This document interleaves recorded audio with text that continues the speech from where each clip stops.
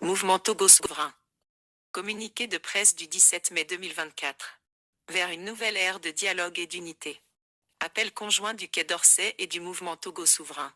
Touche pas à ma constitution.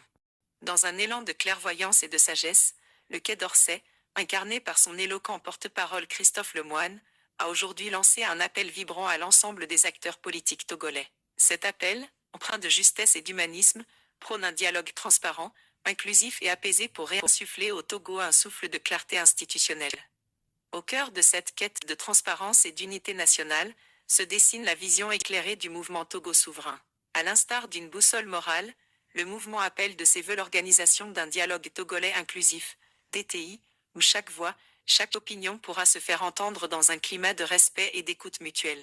Dans ce tourbillon politique qui agite les fondations du Togo, la France, par la voix de Christophe Lemoine, manifeste une attention particulière envers la situation qui prévaut dans le pays. Suivons plutôt. Bonjour Monsieur Lemoine.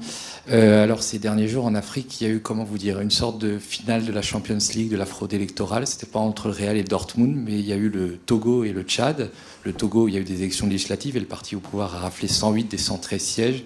Et le Tchad, où le président Mamad Déby, qui est arrivé au pouvoir par un putsch, s'est fait élire avec 61% des voix. Il y a eu des violences, notamment des tirs d'intimidation qui ont fait des dizaines de morts et de blessés au Tchad.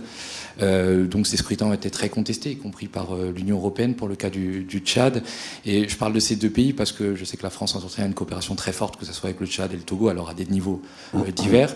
J'ai pas vu, sauf erreur de ma part, de réaction de la part de la France. Quelle appréciation faites-vous de ces processus électoraux et des fraudes électorales qui ont été dénoncées? Est-ce que la France va continuer sa coopération avec le régime togolais et le régime tchadien? Voilà. Merci beaucoup. Merci pour votre question. Vous me permettrez de la subdiviser en deux en vous répondant d'abord sur le Togo, puisqu'effectivement il y a une situation que nous suivons avec beaucoup d'attention, effectivement suite à divers éléments que vous avez rappelés, et nous avons appelé l'ensemble des acteurs politiques à avoir un dialogue politique transparent, inclusif et apaisé afin de remettre le Togo sur un système clair en tout cas. L'appel à un dialogue constructif et ouvert résonne comme un écho harmonieux avec les aspirations du peuple togolais à une gouvernance éclairée et concertée. La clarté, la concorde et la démocratie participative sont les piliers sur lesquels repose l'avenir du Togo. Le mouvement Togo souverain s'engage fermement à œuvrer pour un dialogue inclusif et transparent, propice à l'émergence d'un consensus national pour un avenir plus radieux et solidaire pour tous les citoyens togolais. En ces temps d'incertitude et de bouleversement, il est impératif de tendre la main, d'ouvrir le cœur et de cultiver la bienveillance envers nos concitoyens. La voie du dialogue est celle de la compréhension mutuelle, de la réconciliation et de la construction collective d'un Togo fort, souverain et uni.